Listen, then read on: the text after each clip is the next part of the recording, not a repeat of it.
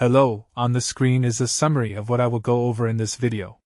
Make sure to watch to the end so you don't miss anything. If you're having trouble accessing ChatGPT right now, you're not alone. There are several quick fixes you can try before assuming the service is completely down. Step 1. First, check if ChatGPT is actually down by visiting the OpenAI status page. This will tell you if there's a widespread outage affecting everyone, or if it's just your connection. You can also check social media to see if others are reporting issues.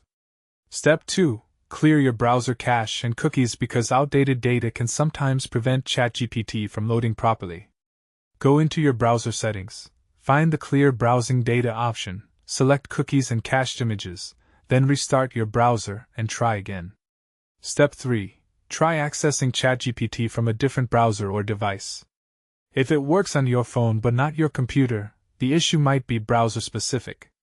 Try Chrome, Firefox, Safari, or Edge to narrow down the problem. Step 4. Check your internet connection by running a speed test or trying to access other websites.